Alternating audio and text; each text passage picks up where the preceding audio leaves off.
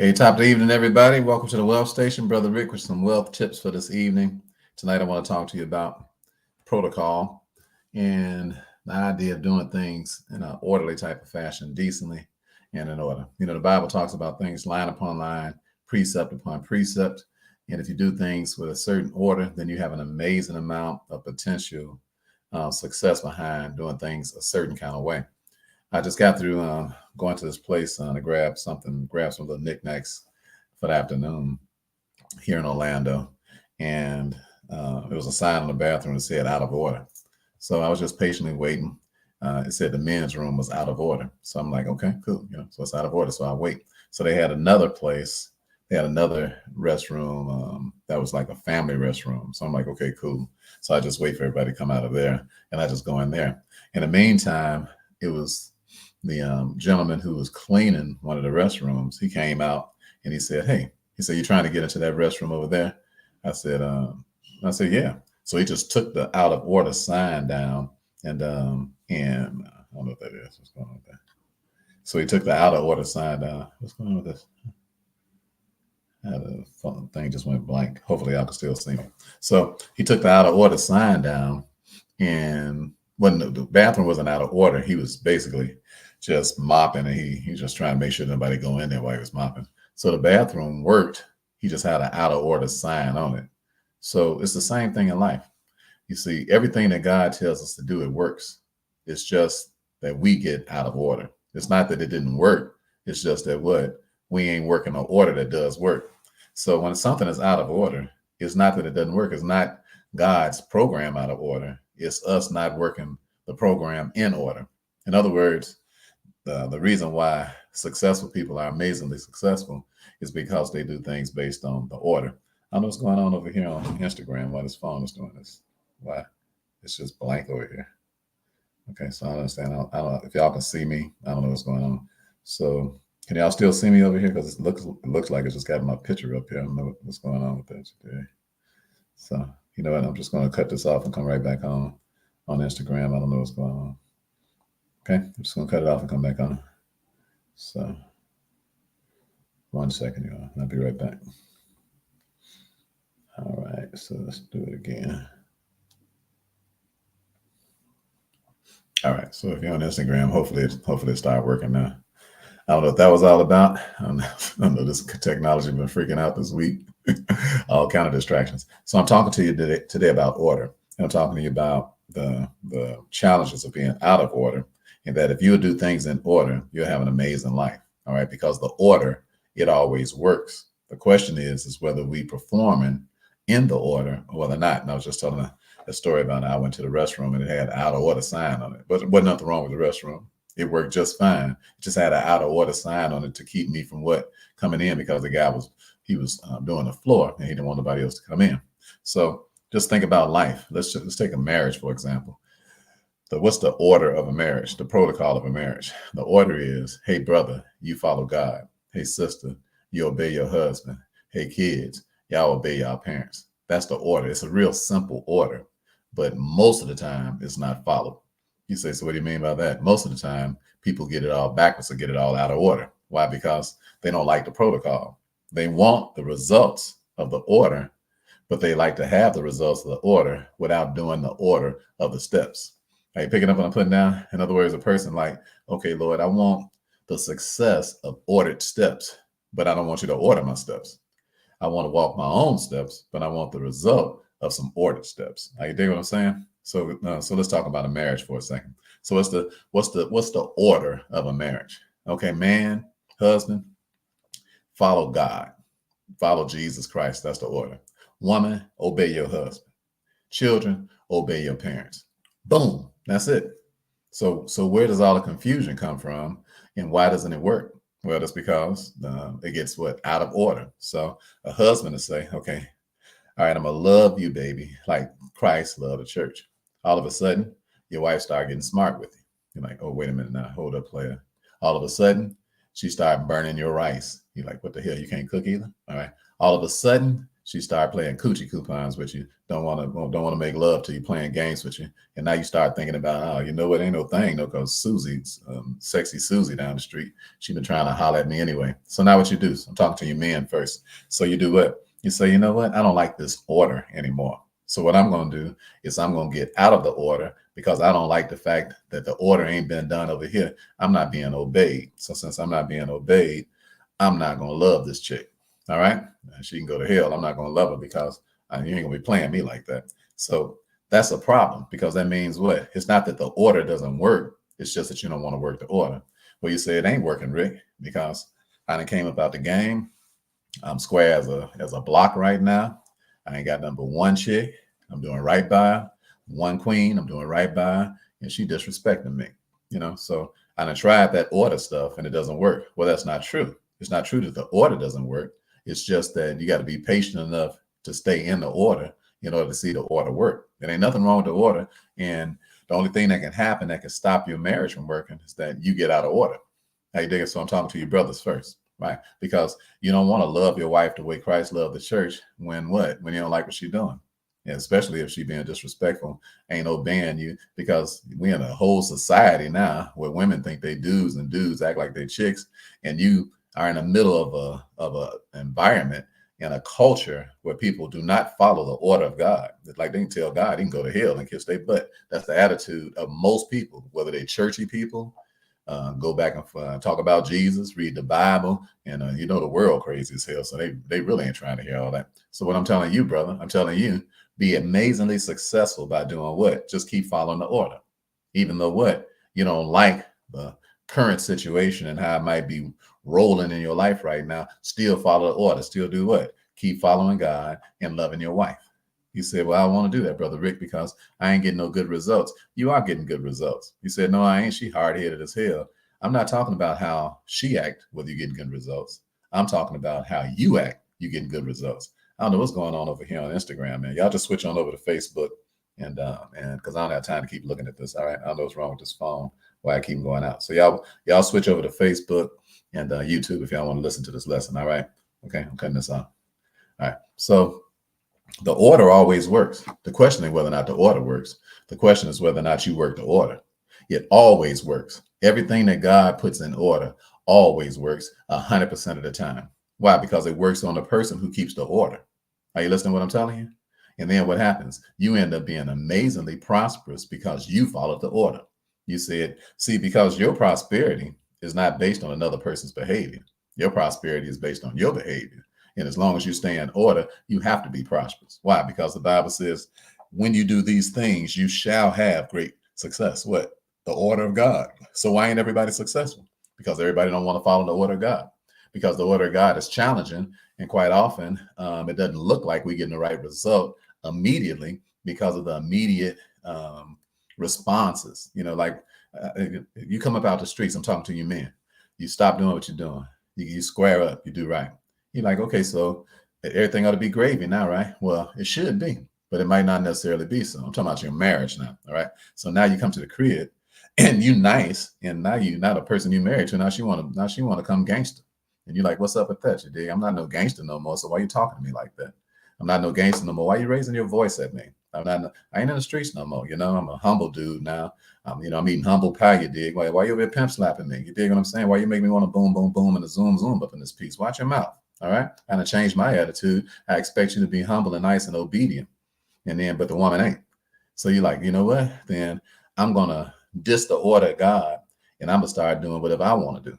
Well, the problem with that is that now you out of order. So when you out of order, then you miss out on the success of the order.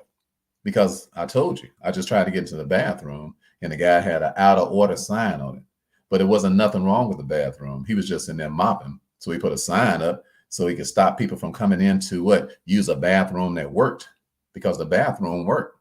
And the Bible always works 100% of the time. Every single time, always works. So all our challenge is what? To make sure that we follow the order, because the order always works. Are you hearing what I'm saying? And I'm like you. It's been times I ain't followed the order, and it's something as close as even a marriage. I'm like, hey, well, if you ain't gonna do what I said, then the hell with this. and we done broke up and got together, broke up and got together. So I ain't no self-righteous dude talking to you, talking to you, just trying to tell you, hey, fellas, you dig? I done stuck with the order 100% of the time. I ain't stuck with the order 100% of the time. All right. It's been times I fell off of the order, but I'm telling you, the order always works. Are you hearing me? And we still been amazingly successful at just trying to hang in there time after time again when there's been trouble. You dig what I'm saying? So I'm talking to you fellas now. I'm telling you right now, the protocol. I'm talking about talk to you about two things tonight and two things only: the order of your marriage and the order of your money. All right. So the marriage thing is first though. So now let's get over to the sisters. So my sister, she said, "Hey, Brother Ray, I'm an obedient woman. I believe in being obedient to God. I believe in obeying my husband." Now I know that sounds real crazy in this era because most this era that we're in is a feminist movement. So when you start talking about being obedient to some husband, that sounds like you trying to talk to me like I'm some type of dog or something, or some type of animal, like I ain't got a mind of my own and all of that. Well, it ain't got nothing to do with none of that. All right, all of that is witchcraft. You dig what I'm saying? So if you only got two choices in this world, either you can go along with witchcraft or you can go along with the word, one of the two. So you can either ride a broom around, you dig, or you can get down with this word, because the word ain't making no exceptions for none of us. You dig what I'm saying? So here it is, you're a sister, and you're saying, hey, Brother Ricky, I really love the Bible. I really love the order of the Bible. I love order in the crib. So I really, really, really, I want to be an obedient wife because that's the order. You dig what I'm saying? So, but my husband, he ain't got good sense. He don't follow the Bible. He don't follow God. So I'm not going to obey him until he start following God and start following the Bible. So now you breaking up the order. You're like, no. So when he get his stuff together, you dig, if he ever get his stuff together, then I'm down like that. If he don't get his stuff together, then maybe he just ain't the one for me. Let me divorce him and get somebody who is the one for me so I can have somebody worth following. Well, that's a whole lot of you talking, sister. That ain't God talking. That's you talking. All right. You don't need to pray about whether you need to be obedient. You don't need to have no counseling classes about whether you need to be obedient. You don't need to talk to Dr. Phil about whether you need to be obedient. You don't need to read no books about whether you need to be obedient. You already got the answer to that. All right. You say, so be obedient to what, Ricky? Anything that your husband tell you to do, as long as you ain't sinning against God. Okay, so that's simple. Why? Because you can't go out and shoot nobody in the head because your husband told you to do it. You can't be running around pimp slapping people because your husband told you to do it. But just because your husband got a preference over things that you don't like, he's still your husband. So that means what? That means that you obey him. You said, I don't like the word, Brother Ricky. It don't matter what you like. What matters is what? The order, because the order always works. Now, what'll happen is that you'll start doing it. And then what? You'll be successful. You say, how am I going to be successful while I'm obeying somebody and he ain't following Jesus? And first of all, you ain't Jesus. You ain't the one who decide when somebody start following Jesus. What you do is you follow Jesus. And then what'll happen? The person, they'll be looking at the way you live. After a while, they just start feeling guilty and they want to get down too, if they got any sense. Or maybe they might not never come along. But your success is not based on whether or not your husband ever gets saved and love God. Your success is based on whether or not you saved and whether or not you love God. So you don't let nobody separate you from your success, because the order always works. Are you listening to me? And then what happens? So now you in order. The man is in order. The woman is in order. Now the kids do what? They ain't got no choice. Why? Because they're like, man, I'm getting it from both sides. One of them over here got me in check. The other one over here got me in check. And they really respect each other and got a lot of, in the way that they're approaching one another. I'm not going to even think about, trying to break this thing up. Why? Because I see the order. See, the reason we got chaotic houses is because people don't see the order. So, man, even if your wife, even if she ain't lovable, I'm talking to you brothers right now, loving her will make you successful. Even if she's not real lovable, even if you don't like her. Even if you don't like the way she acts, and even if you don't even like her, loving her will do what? It'll change you. Why? Because you'll have the power of being able to love somebody, the protocol of God in your life, and you'll be an amazingly successful brother. I'm telling you right now, your business will grow, your attitude will be better, your power will be unprecedented, your influence will be amazing, your impact will be amazing, your income will start going up, your health will be better, everything in your life will be better. Why? Because of the order that you follow. Even though you don't necessarily appreciate what's going on right now, and I can understand if you don't appreciate it, because you shouldn't. If you got a disobedient wife, I can understand you not liking that, but don't like Don't start disliking the order of how things go. Why? Because the order always works. The bathroom I just went into, it worked. There wasn't nothing wrong with it. It had an out of order sign on the outside of the door, but it worked. Are you hearing me? And when you are presented with doing things in an orderly fashion, but you don't feel like it, or your flesh don't want to do it, or you've had some difficulty, even though you've been right in your role, then you see a big out of order sign on the front that's glaring in your head. But it ain't nothing out of order. All it is that you just gotta be patient enough to see the order work. Are you hearing me? Because the order always works. And I'm telling you how to be successful. You say, I don't want to hear all that, Brother Ricky. Well, change the station. All right. Go listen to somebody who want to do what? Placate you. And listen to somebody who wants to what? Stroke your ego. And listen to somebody who want to see you fail. All right. Because if you want to be successful, you're going to have to get in order. All right. Get your house in order if you want to be successful. Are you hearing me? So again, my sisters, just because the dude ain't got good sense, he might not have good sense right now. All right. Maybe he doing stuff. Maybe he tricking off. You dig what I'm saying?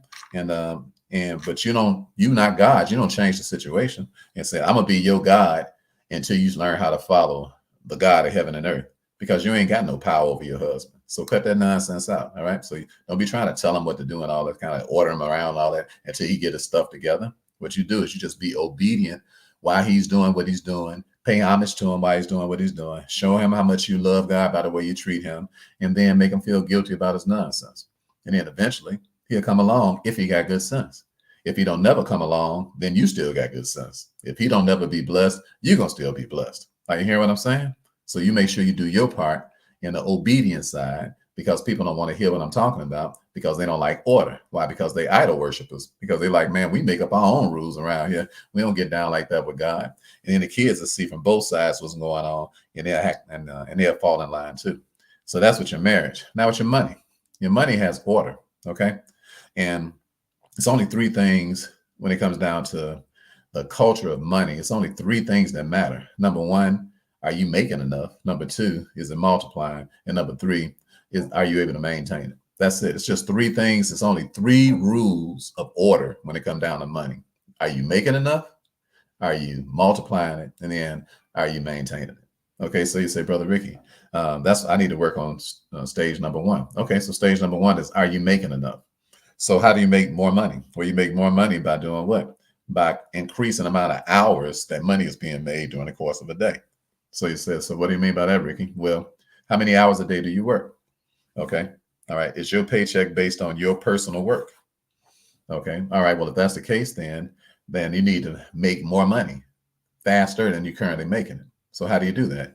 Well, comments, one of the easiest things to do is just to switch places from being an employer to being an employee to being an employer. You said, so how do I do that? Well, if you already got some money saved up, cool. That way you can start hiring some people to do some stuff so that you can increase the amount of hours that's being worked every day. So he said, Brother Ricky, what do you mean by that? How many hours do you work a day? You say, I work 8 hours a day. Okay, well, go hire 10 people, and then that's 80 hours a day worth of work that'll be getting done. And then you do what? You just make sure everybody doing the work they're supposed to do. All right, so now you got 10 people, and they working 8 hours a day. So that's 80 hours worth of work being done every week instead of just 8 hours. Well, instead of 40 hours worth of work being done every week, you got 400 hours of work being done. You got 10 times the work being done, which means now you're going to make 10 times the amount of money that used to being made, or maybe 100 times more, depending on whatever it is that you did. So that's just one way. You say, so Brother Ricky, I don't have the money to be able to hire nobody. Okay, use your good credit and go borrow the money to hire some people. You say, well, I don't like borrowing money, Ricky, because I don't want to be further in credit. Well, change the words, because the word is not borrowing money. The word is raising capital. So when you raise capital, then now you can hire the people to do the work that you used to do by yourself. Now they can all be doing the work themselves. And then you can do what? You can raise some more capital, go hire some more folks, and you can make some profits from the profits. Are you listening to me? This is the protocol. This is the order of money. And until you get in order, you're not going to have no money. Why? Because you are out of order. So you say, Brother Ricky, I'm in the money order chain, but I'm the person that's doing all the work. All right, so get out of that order and get into an order where you're the head and not the tail. All right, so that's number one. Make sure that you make more money. The easiest way to make more money is just hire people to do work. Okay, you said, so I don't have the money, Brother Ricky. Okay, well, that's okay, because you don't have to have money in your pocket. If you got good credit, get it out. use your 700, 800 credit score, whatever. If you've got um, money in lying dormant in things like mutual funds and stocks and bonds and real estate and 401ks and annuities and IRAs, and if you just got dormant money laying around, then employ that money. You see, before you employ people, you have to employ your money. So what do you mean by that? That means you take your money out of stuff because it ain't working. At least it don't work for you. And then say, okay, I'm going to put you to work. The way I'm going to put you to work is because I'm going to put you to work hiring people. You said, okay, Ricky, I don't have no money saved up either, but I do have good credit. Okay, well, leverage that. All right. You say, but the reason I don't want to leverage it is because I just don't want to owe nobody else. I already owe enough people. Yeah, you owe the wrong kind of people. You know, you decking the halls with balls of what Shantae cracking jokes on me talking about. Did you say balls are jolly? I mean, I don't know them Christmas songs play. I ain't caught up in that. Deck the halls with balls are holly. I think I got it right, though. You dig what I'm saying? What the hell is a holly anyway? Yeah. So deck the halls with balls of holly. So you got the wrong debt. That's why you're worried about borrowing money, because you're like, man, please, I already owe J.C. Penney's. I already owe Marshall Fields. I already owe Marshall Fields. You know, now how old I am.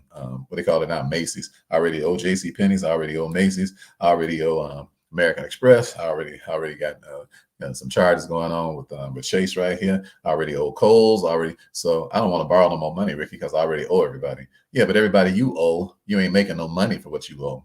That's just money you just paying out and ain't no money coming back. Of course, you don't want no more of that debt, right? Because that don't make no sense, right? Because of the money ain't coming back. You want to make more money, not be further in debt. You dig what I'm saying? So, but the money I'm talking about borrowing is that you borrow it so you can do what? So that you can hire people, so that you can open up accounts that multiply, so forth and so on, so that you be able, this is the order of how you get rich. It's only three things you do to get rich. You make more money than you're currently making. You make sure that money multiplies, and then you make sure that you maintain the money that you make. And that's it. Make money, multiply money, maintain money. That's the order of money. Just like the order of marriage is: husband, love your wives; wife, obey your husband; children, obey your parents. Now, this is so simple that if you can just follow this order in marriage and follow this order in money, you'll have a great marriage and you'll have plenty of money. All right. You say, why ain't everybody doing it, Ricky? Because everybody who doesn't want to do that is out of order. And when you look at your account and you look at your relationships, then you can see whether your relationship is in order or out of order. So the first thing you do is you want to make more money. Why do you want to make more money? Because you want to have volume money. You mean, what is volume money, Ricky? Volume money means money that comes in and it gushes in like a lake. You know, it comes in and grows, and it's multiples of what you used to make. Why? Because you created something. You created your own like river, your own flowing river of assets that come in on a regular basis. But you can't do that by yourself. So that means that you have to come out from being an individual employee and all the money you're making is your money, and become somebody who gathers people together.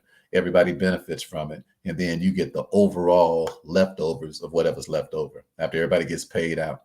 So in other words, if you're paying out $1,000 a week, but you're making $10,000 a week, you got $9,000 a week left over. If you're paying out $10,000 a month and you got $90,000 a month left over, you know, that's cool. So it doesn't matter what you're paying out every month. It matters what's left over. And this is not taught in school. What's taught in school is for you to pay attention to what you're putting out. What's taught in school is not you to be paying attention to what comes back. You take all these math classes and nobody teaches you the number one thing you need to be making is volume money. You ever had a volume money math class where they're talking to you about how fast you ought to be making money? They teaching you in math a whole bunch of hypothetical things about what X equals. But common sense tells you that I'm gonna make way more money if 10 people are working for me than if I was working by myself. Are you hearing what I'm saying? Volume money. So that's number one. Number two, the money needs to multiply. So you go to school for all these years and they don't tell you the order of money, and that the only way that money is really made is that it's multiplied, because you go to school and they never teach you the first commandment ever given to a human being. And that's what he said, to be fruitful and multiply. So everything in your life is supposed to multiply. That's the first commandment ever given to a human being: be fruitful and multiply. All right. First thing God ever said, let us make man, let's make him in our own. He said, and you all be fruitful and multiply and dominate the earth. So that's the second thing that we need to do, in order to do what? In order to have the right protocol, the right order. I'm talking to you for a few minutes today about order and about how to stay in order and how not to get out of order and how the order always works. The only way that it's not working for you is because you're not in the order, because the order always works. 100% of the time it works. It's just a matter of, are you in the order or not? Are you digging what I'm saying? So the second part of money in the order of it, number one, you got to make more. And then the second thing is you got to multiply. So imagine this. Imagine you started out making, let's say you was making $100,000 a year. So you said, okay, what I'm gonna do is I'm gonna make more money. So you start hiring people and you start paying out. Instead of you making $100,000 a year, now you start paying out $100,000 a year. You're paying out $100,000 a year, but you got $1 million left over. All right. So now you got $1 million plus $1 million, $1,100,000 worth of income, and you paid out $100,000 that year, but you had $1 million left over. So that's volume money. So now you got $1 million. So you say, so what I need to do? I need to multiply that. So you take your $1 million and you put it inside of one of our tax-free trusts. So you put it inside of one of our tax-free trusts. And then for that year, just because you deposited the money, after the IRS gets their money, because they're going to charge you a percentage, after we charge you a percentage, you still have 4 times the amount of money that you earned. So I'm talking about no investing at all, no risk factor, none of that, just because we just know the paperwork to file on a tax-free trust that produces tax credits. So here you are, now you got $1 million, and now that $1 million is worth $4 million. Well, you do the same thing again in the next filing year, and now that $4 million is worth $16 million. Do the next thing the next filing year, and now that $4 million that you had is worth $48 million. So here you are, where you used to be a regular Joe, just an average person who was doing business at moderate levels. And now, without even investing money, you are multiplying your money at rates that are like you never even heard of, like you didn't even know was accessible, like you didn't even know existed, because this has always been the will of God, that everything is multiplied.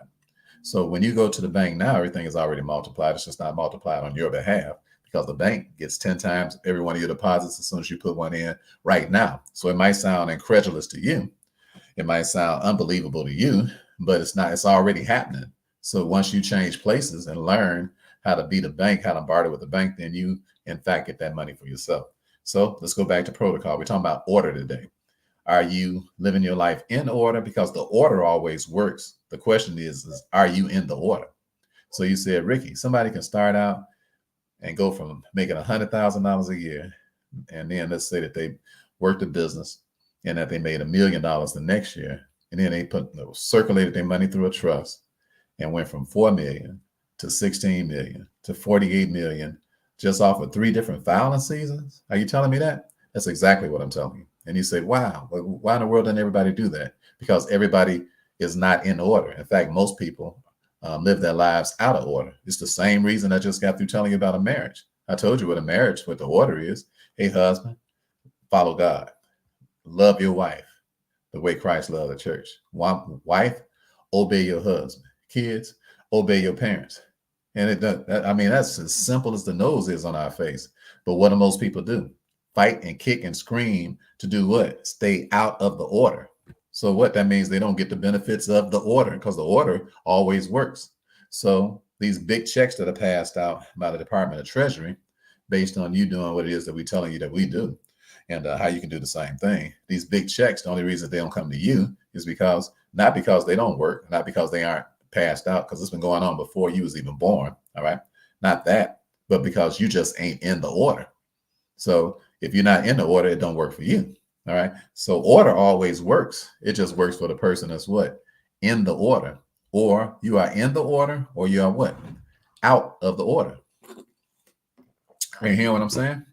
When the Titanic went down, they had enough room on there to have space jackets for everybody, life coats for everybody.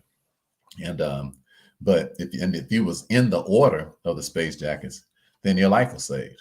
If you was out of the order, then you drowned. So the space jackets, they worked for everybody to put one on. They was able to live. So it wasn't nothing wrong with the space jackets. It was just the question was you in the order? In other words, were you fortunate enough to get one? because if you was fortunate enough to get one, then you didn't drown in the ocean.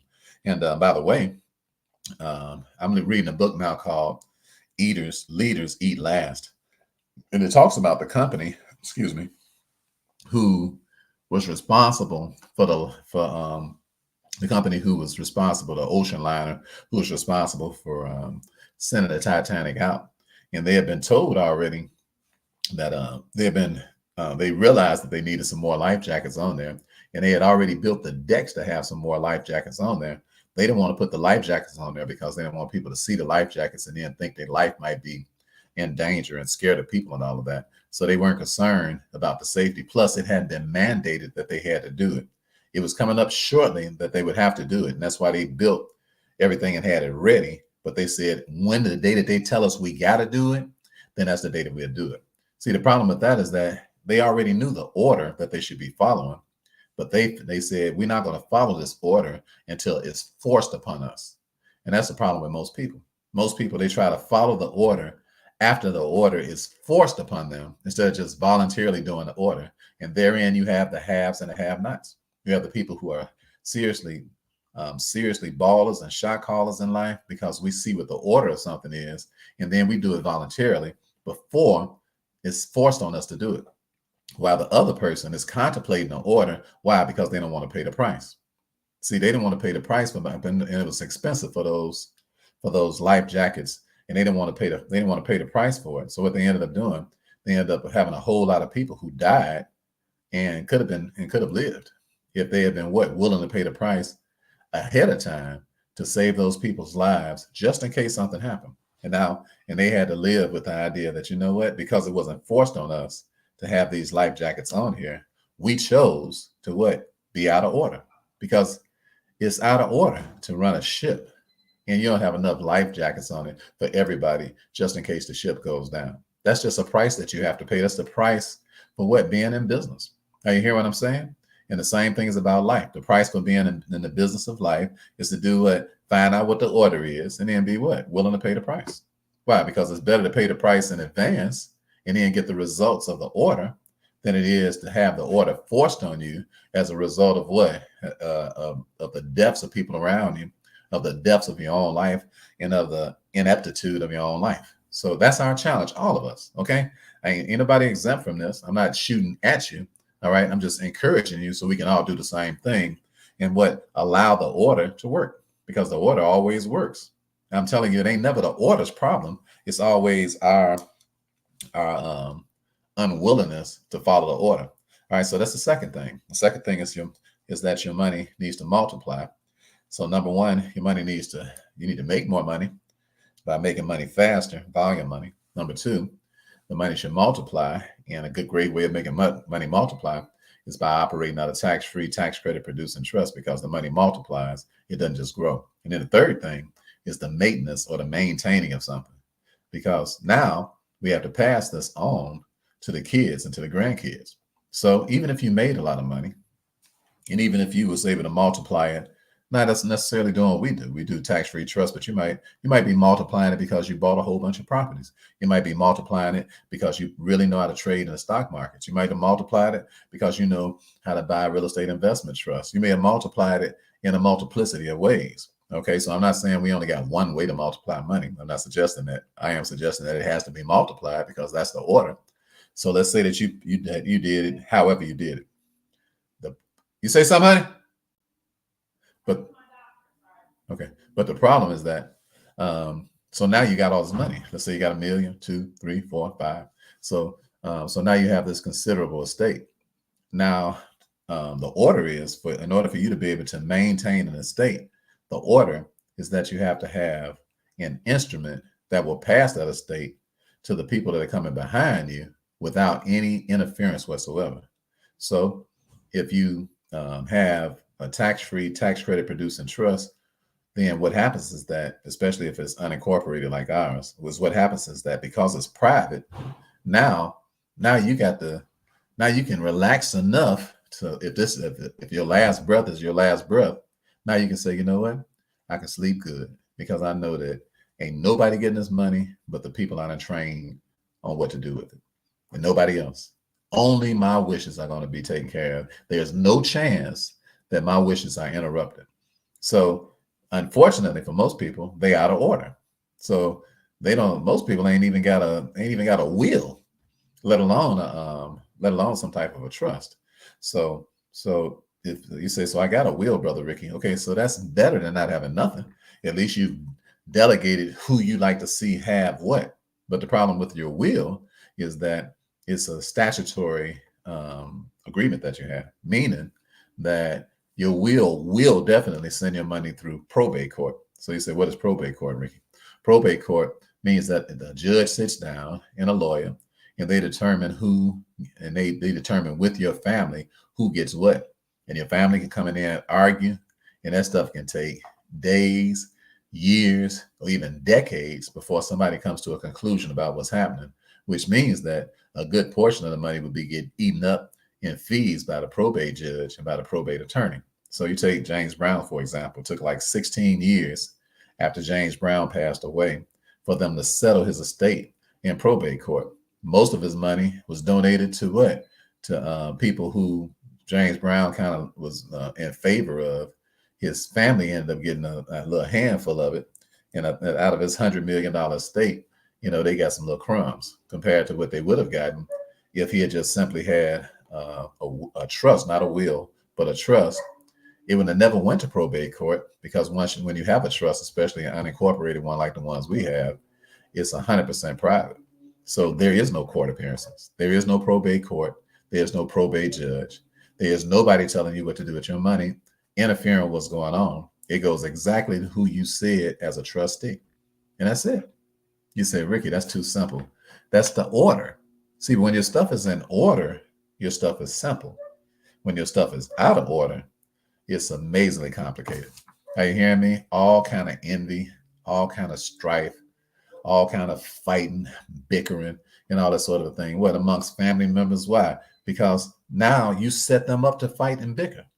And the courts to have a whole lot of say-so on what's going on with you. People lose, they stop talking to each other. Oh, man, people like to fool over money. How do I know? Because I'm a money coach. That's how I know. Why? Because I've seen this stuff with my own eyes over and over and over again. Why? People get a little money and they start acting a fool. Are you digging what I'm saying? But if it had already been set up that this is the way it is, then there'd be nothing to argue about. Why? Because you can argue till the cows come home, Johnny, but my trustee is Barbara. All right. So Barbara is in control of everything. She's the one who's about to fan this out to whoever the beneficiaries are. Beneficiary talking about, man, I don't like my portion, Barbara. She's like, well, that's too sad, Sally. All right. There go your portion right there. Boom, get to stepping. All right. Well, how about you over here, Kenny? Hey, man, what's the skinny? And what's the skinny is, Kenny, is here go your fair share right here. All right. What's over here with you, George? All right. Gorgeous George, what's up? All right. I was just wondering if you can put a little extra in my pot. Nope, can't help you, George. Here go your part right here. Boom, boom, boom, boom, boom. Now you said, George, can't nobody argue. Why? Because ain't nobody in court. Because when they get in court, boy, folks acting like they ain't got good sense. Just everything. Let it all hang out right in front of the judge. Because why? We had one of our houses that we bought from a young man in Pittsburgh, and because we bought it in probate court. So this young man, he's living in Pittsburgh, and his father died, but he died in Indiana. So he left his 4-flat building. So we looked it up because probate is what? Public information. You can just look it up. I can tell you right now, all the people around the whole, we got software and stuff that shows us people clear across the world, clear across the whole United States, who are losing their houses or probate their houses in probate. I shouldn't say losing their house because it's not a foreclosure, but sometimes there are foreclosures that are in probate too. But they bottom line is that the state is all up in their business. So we know who they are. We even had a phone numbers to the person that's like in charge of what's going on with their probate stuff, their personal representative. We even had their phone numbers because all that stuff is public knowledge. So we just called the person or sent them a message and said, hey, we see your house is in probate. You want to sell it? And so we bought, that's a real easy way to buy property. She said, Brother Ricky, when y'all gonna do another one of them real estate meetings? We're gonna do another one in January because I'm tired. We're real busy in November. We're gonna have another real estate training on how you can buy and sell, how you can get a hold of all kind of properties through probate, how you can get foreclosed properties, how you can get. We're gonna have a whole class on that, a whole 6-week course on it, where me and my friend Wes Young, we're gonna be doing it live for 6 months, for 6 courses, for 6 weeks, I should say. Coming up in January, we'll give you we'll let you know when we're ready to do it. So when I come back from vacation, all right, not a day before. So I'll let you know. So I'm talking about being in order tonight, and I'm talking about protocol. And first we talked about the order of a marriage. Now we're talking about the order of money. So we talked about the first 2 parts of money, and that's number 1, it's got to grow fast, or volume money. You got to make more money faster. Number 2, you have to put it in things that multiplies it. And then finally, we're on the 3rd part, and that's number 3. You have to be able to maintain it, because having a whole lot of money that's about to go to a stranger, it doesn't make it. So what? Now you did all that work for nothing, all that hard labor, all that, So that's why when you have your family meetings over this holiday, this is what I want you to do, and this is what I'm doing with my family. When you have these meetings over the holiday, I want you to sit down at the table with your family, and I want you to tell them, listen, let's sober up around here, okay? Here are the rules that we currently have. This is the trustees that we have right now. And I'm going to tell you why they're my trustees. They're the trustees because these are people I trust. These are the ones who have been present. These are the ones who knows what's going on. And as of right now, that's the way our stuff is set up. So if you want to be added as a trustee, if you want to be added, if you want your beneficiary, if you want what you got as a beneficiary to be increased, then here are the duties and obligations that you have to perform in order for us to be able to do that. Now, you can agree or don't agree. And if they agree, make them sign agreements, okay? Make them sign agreements saying that this is what I'm going to do. And then you monitor them on a monthly basis and see if they honored their word. And then as people say, yeah, good, you keep them inside of the trust. The people who won't honor it, count them out, change it. See, when you open up a trust, the trust has what you call minutes, all right? M-I-U-T-E-S. M-I-N-U-T-E-S, minutes. Just like the minutes that you take when you come into a meeting and you write down what the minutes are. Well, your trust has minutes, meaning that you can change beneficiaries. You can change successors whenever you get ready. All you got to do is just write it on the minutes and get it stamped by a notary. And now that's the reality of your trust now. So you don't have to keep the people that you started with. You said, Ricky, but I thought that if I got an irrevocable trust, I can't change anything. No, all that means is nobody can come by later and say that whatever you changed is phony. All right. Irrevocable means they can't come by and revoke what you're saying that you was like crazy, like you ain't had good sense when you signed this, all the stuff people do when you die. Why? Because people who are lazy, they just waiting on you to die. And then when you die, they sitting there tooth and nail ready to argue about that money. Why? Because they didn't want to cooperate with you while you were alive and trying to teach them what to do, because they lazy. You got lazy family members, lazy kids, lazy grandkids, lazy nephews, lazy cousins. And it's the laziest person in the world who get what? A whole bunch of energy after you die to go to court to argue about your stuff. Oh, you'd be surprised. You thought old little Johnny over there sleeping till midnight, sleeping to noon every day. You thought he wouldn't even be interested in your estate. That'd be the number one Negro argument. We'd be at court every week. You're like, man, I ain't seen that dude. If you can just wake up from heaven and look down and see what's going on, you're like, what little Johnny doing over there, man? I ain't spoke to little Johnny in 30 years. I can't believe this dude up in court. Look at him. He over here arguing like he Johnny Cochran. Little Johnny, what? Johnny think his name Johnny Cochran? What the hell? He over here trying to get some of that money? Look at him. Trying to no. You be up and if you can see, if they can open up the doors from heaven to watching what's going on with your family when you're gone, you'd be looking down, you'd be like, is that Margaret? I know that ain't Margaret right there. What, girl? Now you know that ain't true. Hey, Joanna, that ain't true. That ain't true. No, Margaret, I ain't spoke to her in 30 years. Oh no, she an honorary little thing. Look at her. No, don't give her nothing. Don't give her nothing. All right. See, that's the way it be. I'm telling y'all, the way y'all got y'all stuff set up, it's not in order. It's out of order. You can't just keep doing that. I mean, you ain't Jesus. You ain't gonna live forever on this earth. All right. So I ain't either. So let's snap out of it. And let's be like, you know what? Let's sit down and have conversations with these kids, with these grandkids, and with our and everybody think they attached to something, and let them know what your current responsibility is, and then you can trust them when you're dead. Why? Because now they taking care of their business now. Ain't nobody who ain't taking care of their business now about to take care of no business when you dead. Are you hearing me? Ain't nothing gonna happen. Say, dang, brother Rick, you the Grim Reaper? Why you talking about dying and stuff like that? I'm talking about order. That's what I'm talking about. And I'm talking about the beauty of order. You can live longer. Let me tell you something. You can extend your years here on earth just by having a more peaceful mindset, because you know that all this hard work I'm doing is not in vain. That'll increase your years by itself, because you're like, our stuff is in order. So because it's in order, I'll sleep good at night. Because when you done worked hard and you got $1 million plus in accounts and stuff like that, it bothers you when you think, man, the way I got this stuff set up, little Johnny gonna run through this money in 15 minutes. And I know Barbara gonna run through it. She'll be at the mall, man, please. She'll be by the time she leave the Louis Vuitton store, well, she'll be we'll owe them some money. So you be knowing this in your mind when you think about the people that you associated with. And why would you settle for that? You don't want to work all hard for the money. You don't want to got the family in the position that they're in, but you never had meetings with your family the way wealthy people have meetings. The way wealthy folks do, they like, look, I am not God. I am mortal.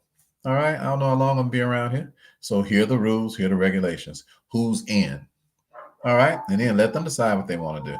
Okay. Say, okay, so put that in writing, what your responsibilities are. And all right, cool. All right, cool. So we good. And then now watch them and see if they do what they said they're going to do. Okay. If they start making excuses and stuff, you let them know. You say, you know what? I love you, but we already had a conversation about what your responsibilities are. A month has gone by and you haven't done anything. So I'm sorry, but according to the minutes right here, you are no longer successor trustee number 4. Your benefits as the beneficiary have been decreased from 25% to 10%. And then start watching what happened. Watch what happened. All of a sudden, people will start getting some sense. They'll start being like, oh, you mean to tell me you really expected me to do what I said? You're like, exactly. It's like, I thought we was just like going through some little exercise or something like that. I thought that's what was going on, mama, daddy, grandpa, grandmama. I thought you just, I thought you just kidding. No, I'm not kidding, Bernard. All right. I'm not playing at all. I just reduced you from a 25% beneficiary down to 10%. Next month is going down to 5, brother. All right. You got 3 months. You got 3 meetings that you need to make it this week too. This month too. You need to make your kids be just like Alcoholic Anonymous. Let them know you trying to get my money. All right. So you're gonna have to come to some meetings. All right. Alcoholic Anonymous people, they're trying to stop getting drunk. Trying to stop getting high, right? So they don't meet no one time and it's it. And some people have been going to meetings for 30, 40 years. Why? Trying to stay out of trouble. You dig what I'm saying? So it'll be the same way when it comes down to us weaning our kids off of the crackhead mentality that they got.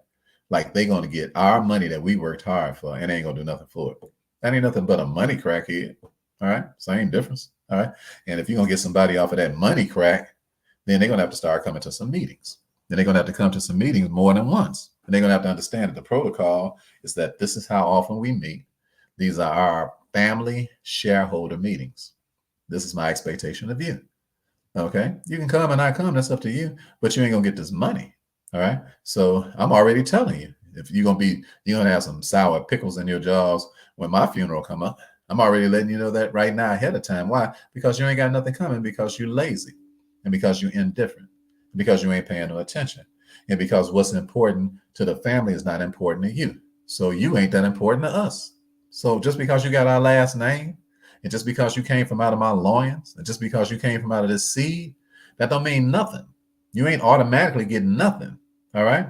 What you're going to do is you're going to humble yourself just like everybody else. You're going to work. You're going to come to these meetings. You're going to find out what's going on, and you're going to do your part in the family's kingdom to do what? Help maintain the family's kingdom. Or you'll just get left out, or you just get some little crumbs. All right, why? Because we're not going to leave our money in the hand of a fool, because a fool and his money will soon depart. We ain't going to leave our money in the hands of no arrogant person. We ain't going to leave our money in the hands of nobody who feels entitled, like they automatically got something coming. I'm talking to you today about being in order and how the order always works, but you have to have an order for people to get in order for the order to work. So if you don't have a game plan right now for your family, get one. If you're not, don't be sitting around here all Christmas doing all this singing and all this holiday stuff, and y'all ain't having no meeting. All right, we're going to be studying for our family Harris meetings over the holiday. We're going to be studying the book King versus the state of Alabama. Why? So I can tell my kids and my grandkids that back in 1955, only 60 something years ago, you had to ride as a black person. You had to ride the back of the bus, and people were getting lynched and beat to hell and dogged and hung in just a short period of time ago. I'm talking about during my life. I'm only 61 years old. So during my lifetime, civil rights got passed. All right. So I want you to understand how blessed you are to have the opportunities that you have. Your daddy got a little money. Your granddaddy got a little money. All right. Why? Because your granddaddy a hardworking man. All right. And we got businesses and companies. Okay. So what's your job? Your job is that I need to be assured that you understand business, that you understand protocol, that you understand how to make volume money and how to multiply it, and that you have a generous heart, and that you are going to make sure that everything that we're doing and that it continues and that it 10x's, 100x's, or 1,000x's while you here. And you're going to teach your kids the same thing. Okay. So are you down with that? So if you're down with that, cool. All right. So you said you're down with it. So here are the rules. Here are the written out instructions of what you need to do for this quarter to be able to maintain your position in the family dynasty. Are y'all listening to me? That's order. You say, Ricky, I ain't never had a meeting like that. We've never discussed these things. All right, start now. Now, what's stopping you? Ain't nothing. When Philip and the dude was together, the Ethiopian dude, he said, hey, Phil, there goes some water right here. Let's get baptized right now in Acts the 8th chapter. Say, let's just get baptized. Let's just go ahead and get it over with. Philip was like, why not? He said, you really believe? My man was like, sure enough, with all my heart, let's go. Philip said, let's go, baby. Let me take you to the water. All right. Philip baptized the man right there because the man was interested in what? Protocol. He was already a man of what? Order already. Are you hearing me? He was already the treasurer for the queen, for Queen Candace's, the queen of Ethiopia. He was already her treasurer, her accountant. He was already a man who believed in what? Balancing the books. He was already a man who believed in what? Order, law and order. He already believed in it before he met Philip. So after he met Philip, he said, why don't we just go ahead and get baptized now? Because people, let me tell you something about order. People who love order, we feel out of place where there is no order. People who hate order, they feel out of place when they get around order. They feel they're intimidated, and like agitated, and they meddle a lot because they're not used to doing things in order. They'll try to come to your company and tell you how to run your company. Come into your business and tell you how to run your business. Come into your life. I'm like, if you don't get your country behind up out of here, you can tell that you used to doing things the way you used to doing things. You ain't had no order in your life for a long time. You can tell. You don't do the same things over and over and over again on a regular basis. But don't bring that mess around here. Why? Because we already do things line upon line, precept upon precept. We already have law and order up in this piece. Protocol, the way things are done. So if you, and I love to meet people who have more order than I even have. I'm not trying to run away from order. I'm running towards it. I'm like, okay, so you got some stuff set up in a way that I didn't even know was even accessible. I didn't even know. So I'm glad that you're teaching me this order. So now my life can be simpler. I don't want no complicated life. All right. I want it to be simple as possible, but I don't want to be a simpleton. See, a simpleton is lazy. So they don't demand nothing of nobody. They just let everybody know, hey, y'all just go for it. All right. Whenever I leave up out of here, Y'all just go for it. But it takes humble people to talk about their death while they're alive. What's that, Barbara? Said I'm starting over again. I'm at the bottom of the bottom, but God, I am a survivor because I will be victorious. I will have order. Yes, you will. Yes, you will, Barbara. And let me help you with some language too, though. Okay. Because you're not at the bottom of anything, you're at the beginning. Okay. So it's a big difference between the word bottom and the beginning, because the bottom is like somebody say, so how you doing, sister? You say, I'm doing pretty good under the circumstances. But you're not under the circumstances. The circumstances are beneath you. Why? Because you got the right attitude. As soon as you say my attitude is good and that I'm giving over the order, then you automatically have the victory over everything that you're about to start dealing with. So that's right, Barbara. Speak life over your life. That I'm at the beginning of something new.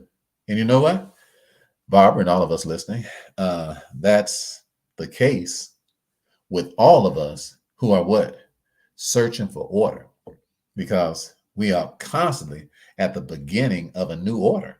Because once you master one thing and you got a systematic way of doing that, well, that's that's done. But that ain't nothing to rest our laurels about. Why? Because as a mature person, as a person who is looking for massive success to be a family progenitor, we are constantly looking for new order to follow. All right. So we always at the beginning of something. We may be at the end of something else or in the middle of something else, but we're constantly at the beginning of something. That's why we're about to get on a plane and head out in a little bit this afternoon to Puerto Rico. The reason is because this artificial intelligence is so incredible, and it can really line up things so much and help you get things in order automatically at a pace a million times faster than what you could have done by yourself. Until that's why we're going. We're going. Why? Because we know that it's a better way of doing things. So we're going to volunteer to be at the beginning of a new way of doing things. We're going to volunteer for that. And I love your attitude, Barbara. All right. I love that at the beginning of something new. So that means that you have just that attitude alone. That attitude alone is a promotion. Why? Because that's an eager person who wants to learn. And it don't matter what your age is. You're young. 58 years old is young. 61 years old is young. Age ain't nothing but a number. You know what I'm saying? And the Bible said, except we humble ourselves like little kids, we ain't going to enter into this kingdom anyway. This kingdom that's already here on earth. We ain't even talking about heaven. We're talking about this kingdom right here. All right? Because the kingdom of heaven is right here on earth right now. And it is what you make out of it. You're in heaven when every day you're trying to learn something new. You're in heaven. Are you hearing me? Why? Because every day is an exciting day. Because you're trying to wrap your mind around a new concept. And it gives you a childlike giddishness when it comes down to learning and increasing the capacity of your brain and the ability to be able to adopt something new for the benefit of everybody. Because we know that the stuff that was happening 10 years ago is obsolete. A lot of stuff that happened 5 years ago is obsolete. And as we're speaking, the things that we currently know are becoming obsolete as we speak it. So what does that mean? That means that we want to know what is the new order so we can do what? Make sure that we are ahead of the game and that we take care of our business. You see, God's people, quite often, because of our country teaching that somebody done taught us, we have this attitude about, hey, you know what though? I ain't gonna even worry about all that worldly stuff. I'm just praising God over here, until I get the glory, and once I get in glory, I'm going to tell my story.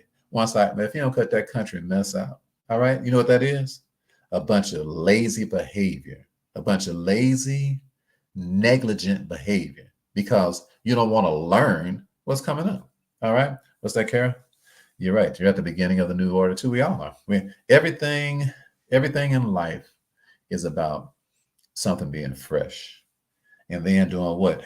Investigating it, and then learning what's my part in this thing to make, number one, my family more solid and my family more solidified. Number one, because charity starts at home and then it spreads abroad.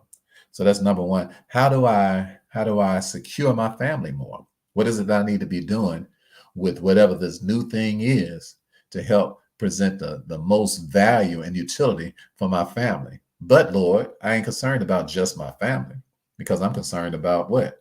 The entire globe, because you're a large God. So now I'm concerned about my neighbor. So Lord, fill my cup up and let it overflow so I can deal with my neighbor.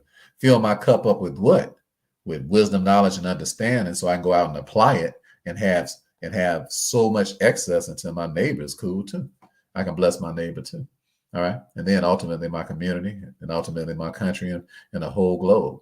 So that's what order is. Order is charity starts at home, excuse me, and then it spreads abroad. Order. I'm talking today about, are you out of order? Because the order works. The question is only, are you in it or not?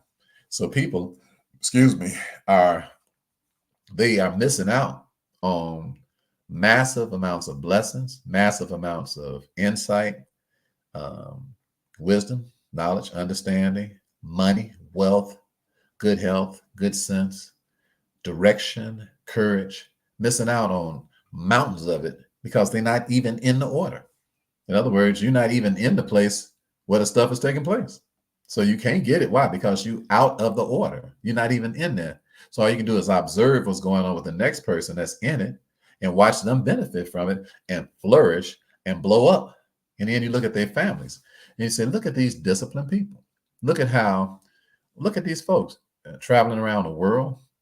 Look at these folks, grandkids already running stuff, 8, 9, 10, 11, 12 years old, already running stuff, already disciplined, already focused. You say, what's going on around here? Well, that's because somebody in the family has decided to what? Actually tap in to the order that God told us all to have. That's all. Actually practicing the order that the protocol of the kingdom. And the kingdom protocol is charity starts at home and then it spreads abroad.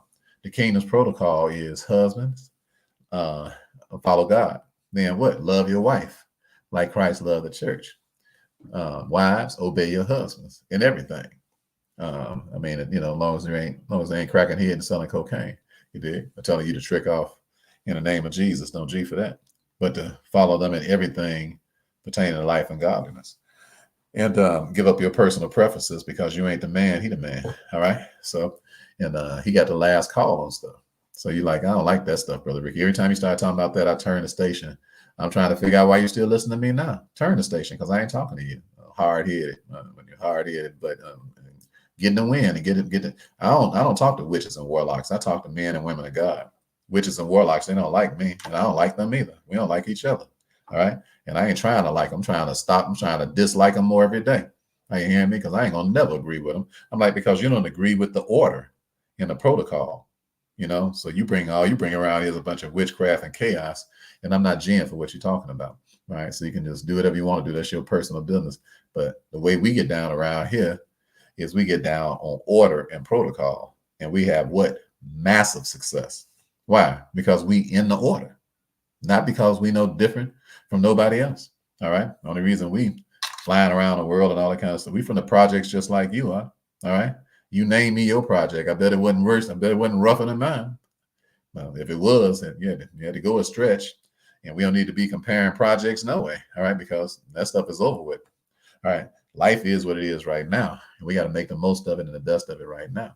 What's that, Sister Barbara? They say we perish from the lack of knowledge. Well, we perish, Sister Barbara, that's true. But we perish from a lack of order. Because quite often we know we have the knowledge of the order. We just don't be in it. What's that, Larry? He said, last November, I began a new order with God. He's first. I've never had more peace. When he is first, you'll experience clarity. That's so true. Absolutely. It won't be so murky what direction to go in, because order, it just opens up direction. And like this stuff was the stuff I'm taking, Claritin. Yeah, Claritin, the stuff I'm taking right here, because y'all be hearing me and coughing, all this traveling around and stuff, and I started coughing and all of that. So a young lady suggested to me to take this in one of our meetings earlier, and it suppressed my cough and stuff and cleared me up. Claritin clears you up. Claritin. That's why the Bible says the clarion call. In other words, lift up your voice like a trumpet, sound your voice like a trumpet, make it very plain to people, what it is that you're saying. Don't speak over people's heads. Don't try to impress folk. Just tell people how it TIS is so the person can do what? So they can run with the vision, because you can't run with a vision and people all them mumbled words and people speaking in tongues and you can't understand what a person is talking about. Because that's a bunch of foolishness. So anybody got time for that? So speak third grade language to people so they can understand what's happening, because that's the way God is with his order.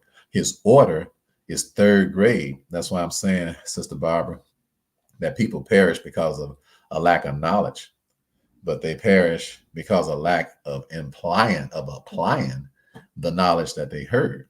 Because it ain't a person here that ain't heard, okay, husband, love your wife. So ain't a man right here now who don't know that a man's supposed to love his wife the way Christ loved the church. We all know that. Okay. Then wife, obey your husband. It ain't a woman that's listening to me now that don't know you're supposed to obey your husband if you got one. All right.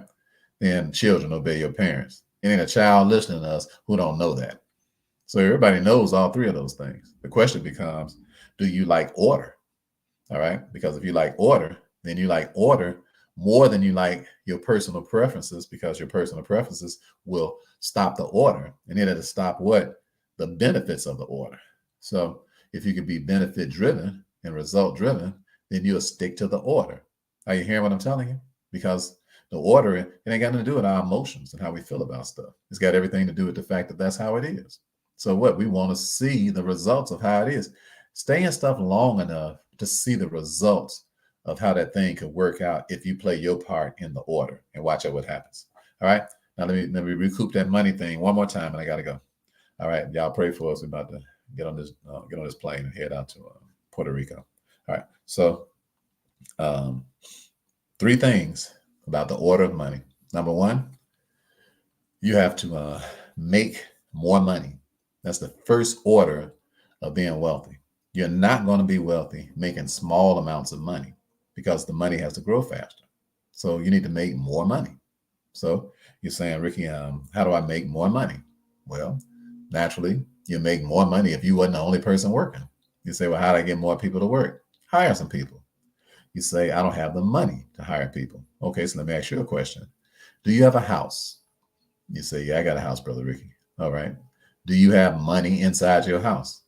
You're like, what you mean inside, like in a shoebox? No, I'm talking about, is your house worth more than what you owe in terms of what you pay for the mortgage note or the rent that you're paying on your house? You say, I'm not renting my house, Brother Ricky. I own it. If you're paying a mortgage, you're renting your house. And if you look at your mortgage, it calls you a tenant. Okay? You're just renting your house for 3 times the cost of what it costs to rent a house that you don't have a mortgage on it. Because every time you get a mortgage, they charge you 3 times what you paid. So if you get a $100,000 house, then you're paying $300,000 back on it over that 30-year period of time, because you are a tenant on your house until you pay the very last note. Okay, so understand the words that you use. It makes you feel better to call yourself a homeowner, but you don't own a home until the very last payment is made. Prior to that, you ain't paying, especially in initial stages, you ain't paying nothing but interest, for the first 5 years, mostly the first 10 years of a 30-year mortgage in the first place. You hardly put a little bit of a dent in the actual principle of what you owe. So you are a tenant inside of your house. Okay. So you don't own nothing unless you made the last payment. And plus your mortgage is fraudulent anyway, but we're not going to go through all of that. So we're talking about, if you want, so you got this place that you rent that you think you own, but however you want to put it. So you got this house and you only owe $50,000, but it's worth $550,000. So you working a job, and you're making money real slow, or better than that, you retired and your money even slower. Okay. So you got this slow money coming in. You just, if you was dancing with your money, y'all be slow dancing. All right. Play another slow jam, this time make it sweet. That's the way, if you was dancing with your money right now, it'd be a slow dance, all right, a slow jam. All right, so how do you speed that thing up? How do you make the money grow faster? Well, one simple way of doing it is to take the money out of stuff where it ain't growing at all. Okay, so I would move that money. This is what I would do if I was you, because I make money moves 7 days a week. Some folks, they take forever to make some money moves. What's that, Brother William? All right, you say, I am a renter and I got to stop renting on this mortgage. You're right, Barbara. Barbara, if you've got a mortgage, then you're right, you are renting. Okay. By the way, for those of you all who are just straight up renting, okay, and you want to get your credit score up good, just go to rentreporters.com. For all of you all who are really renting, don't even have a mortgage. All right, go to rentreporters.com, and it made my score go up, I believe, at least 100 points. My credit score used to be 513, something like that. What, about 3 years ago, something like that. And so I have a credit academy that clears your credit up that I just bought. I bought it, but I had already used the concepts before I bought it. So I already understood that it worked. So what I did was that I reported my payments to them, and my credit, they reported it to the credit bureau, letting them know that I pay my rent. And I paid my rent on time. All they do is just call your landlord and ask him, did he pay his rent, or did she pay her rent? And they say, yes, you paid it. And you will be shocked. You look at your credit score in about 2 or 3 months, it'll blow your mind. You mean to tell me ain't nobody talking about that? And it only costs like $20 a month or something. It's almost free. It's called rentreporters.com. Okay, so if you're literally renting and you want to get credit for it on your credit report, then use them. Okay, all right. So, but back in this example, though, we're talking about making money faster.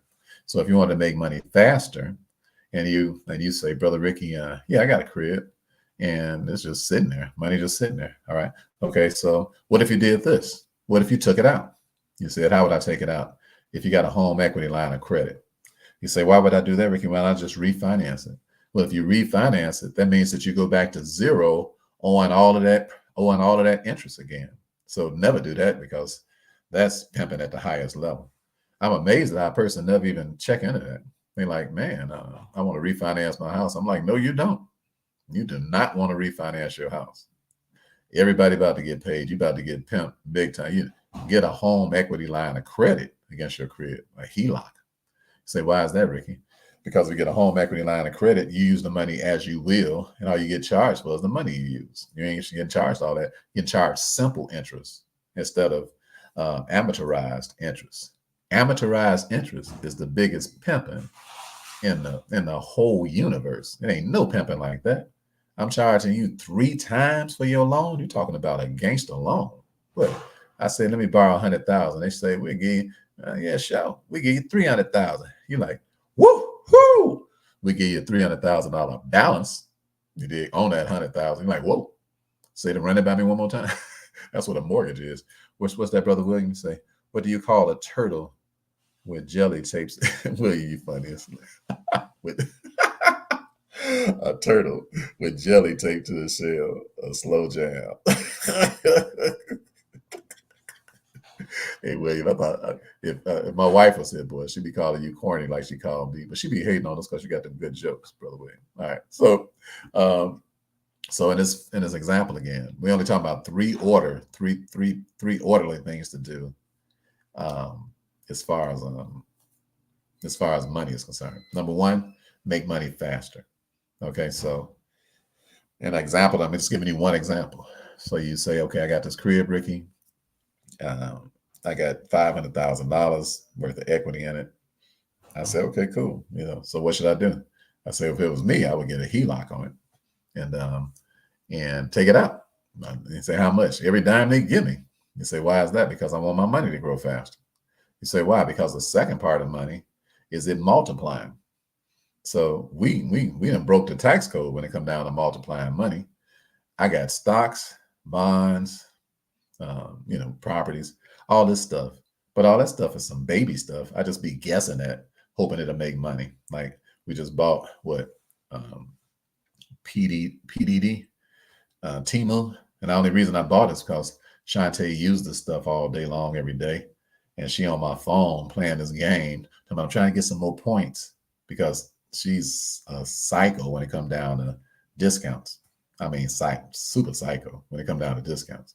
So, and I don't even know what she be doing. I'm like, get off my phone. You're running the juice down. She's like, I only got 15 more, 16 more hundred points to get. Like a little psycho. You hear me? I said, what is that stuff anyway? She said, it's called Temu.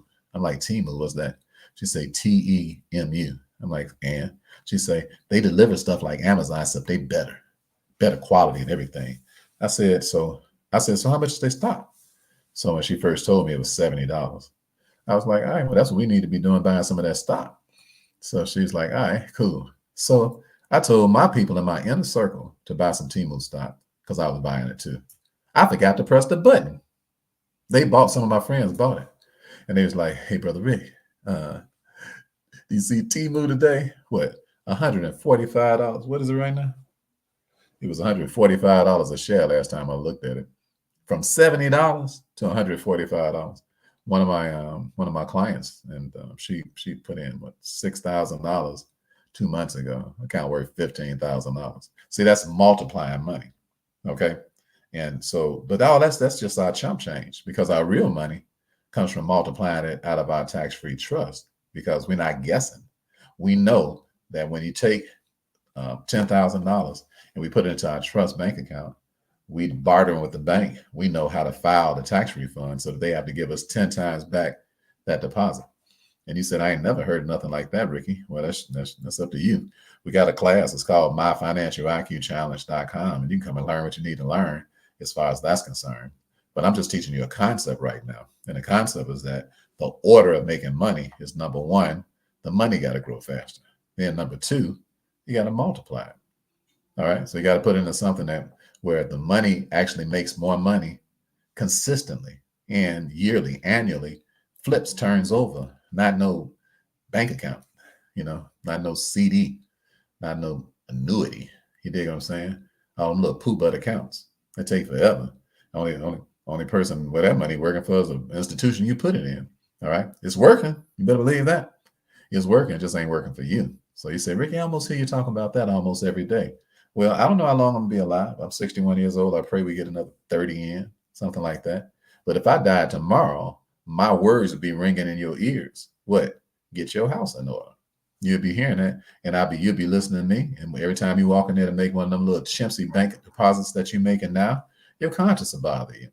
It'll be like, is that Ricky standing over my shoulder while I'm putting this money back into this pimping institution? Is that Brother Rick I hear over there? Is he singing over there? Yeah, Temu got a stock, Larry. But it's called PDD. That's the code. Okay. It's not up under Temu. It's under PDD. All right, I'm putting it in here. PDD. That's the trade. That's the symbol. All right. So it was $70. Now it's $145. All right. PDD. All right. So here's another one. Here's another one I'm putting money into. I'm talking about y'all multiplying y'all money. The Lucid Group. It's only Lucid Group is only like $4 a share.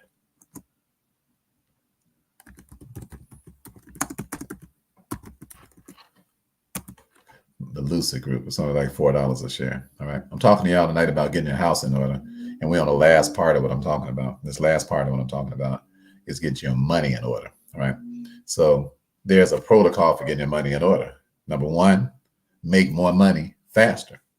That's number one. Okay. And stop being all the money you make is because you got up today and you went to work and just abused 24 hours.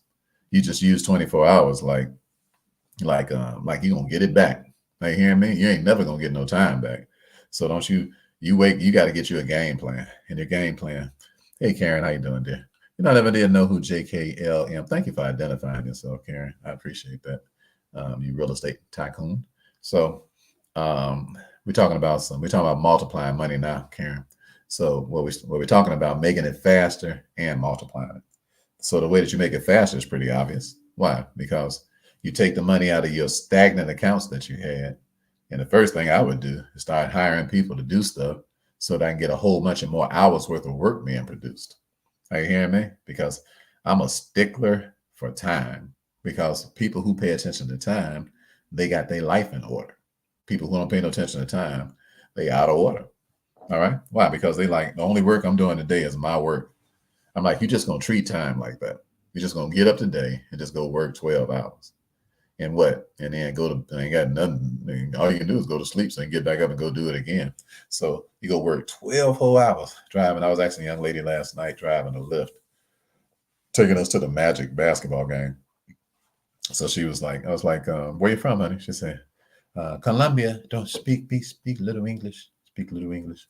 I said, okay. You know, how long you been here? She told me. I said, you got a nice car, ride real nice. She's like, thank you very much. I said, so how you doing, you know, with Lyft? She said, I do okay. We do okay. I said, well, so, you know, I say, on your best days, how much can you make? She said, well, let's see. It's slow during the week, slow on Wednesday. So I said, slow. She said, yeah, slow on Wednesday, which was yesterday. So I said, okay, so what do you mean? She said, so she was so embarrassed. She didn't even want to talk about that. She said, but on weekend, you get good on weekend. I said, so on weekend, so how much can you make? So she said, I can make, let's see, on Saturday, on weekend, we can make like $200. I said, so $200, I mean, after Lyft gets their money? She said, yeah.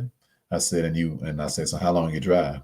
So she said like about 12 hours. So it's just breaking my heart to think that a person got to work 12 hours so that when the smoke clears, they got $200. You know, I'm just sitting here. You say, but Ricky used to work for $10 an hour. Yes, I did.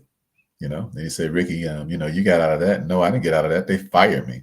That's why I quit. I mean, I wanted to quit, but God made me quit because they fired me because he was looking at me the way I was looking at her. He's like, man, that's a shame, bro. You making money that slow? $10 an hour, bro.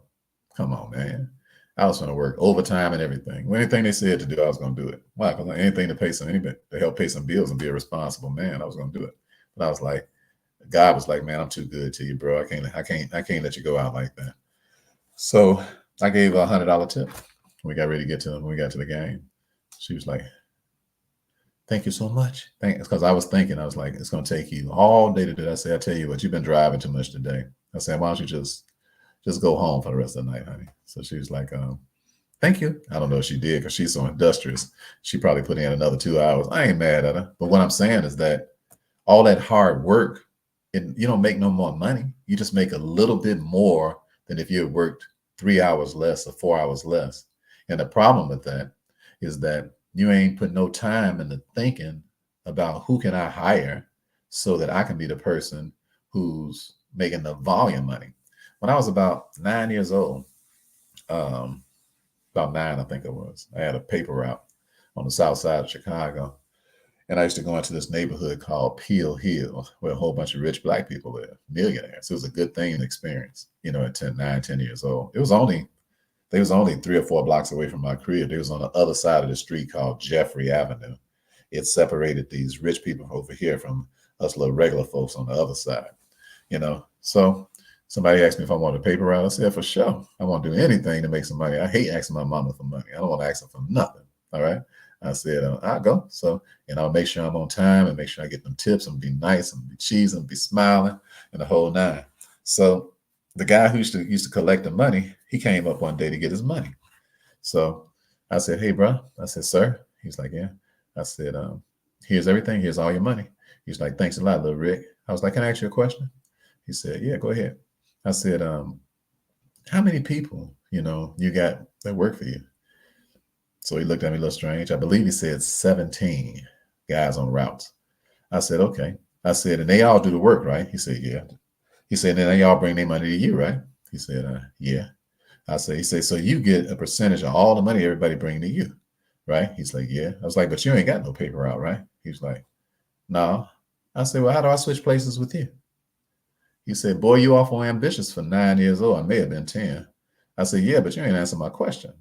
I want to know how is it that I can switch places? Common sense tells me that I can only deliver one paper at a time, and I can only meet one person at a time. Common sense tells me that I ain't got to go to college for that. I'm 9 years old, and my common sense is telling me it's got to be a volume way of making money, because this one day, this one person at a time stuff. This stuff is for the birds. I'm like, man, I'd be a 7,000 years old before I got some money. I was thinking like that at 9 years old. So he laughed it off and stuff. Just imagine if he had took me up under his wings and taught me mentorship at 9 years old. Just imagine if he had sat down and say, "Hey, son, so this is the way you actually flip the script." He laughed at me and just rolled off. The way we be laughing at our kids. We be walking up to little genius kids and they be asking us questions and we be writing them off. Man, they would be the next Bill Gates, you dig, or the next Donald Trump or whatever, if we had just took the time to talk to them and give them some practical ideas about how to do things. And so I just felt bad for the young lady, because I'm happy for her that she ain't living in Colombia no more. And she got a life here in the United States, because the Lyft drivers, they be coming from all over the world, and the stories just be, Lord have mercy. They make you really grateful. But here we are, born right here in the United States, got all our freedom, and we choose to be a slave every day.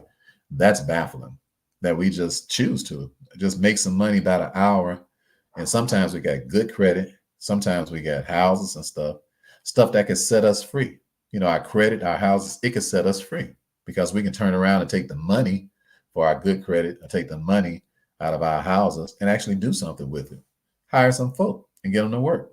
You say, "But Ricky, I don't know a whole lot about business." Hire somebody while you're hiring the folks who teach you about how to run the business while you're doing the business.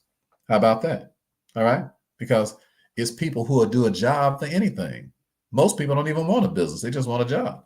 So as long as you got a business mindset, you can hire anybody to do anything. You can learn anything it is that you need to learn. Whatever you don't know, you can learn it. And if all you got to do is pay somebody some money and they'll teach you. So you can be running a business, learning from somebody who knows how to run a business while you're running a business, and then turn whatever the little money is that you make every month or every week into much larger sums. How you dig what I'm saying? Does that make sense? Is that right? All right. He said Jizzy. Jizzy. Oh, Jizzle. Yeah, it was a pleasure. I enjoyed your interview too, dear, when he came on to talk. All right. So that's the first thing, make money faster. Then the second thing is multiply the money. Okay. We just got through talking about that. What's this other stock? Hold on. Let me get y'all this other stock too. Rivian. Is this it? I'm just giving y'all some that you might be interested in.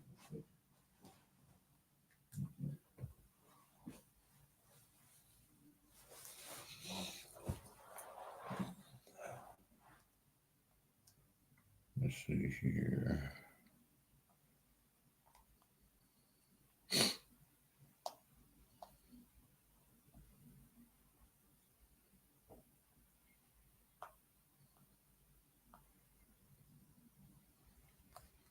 All right.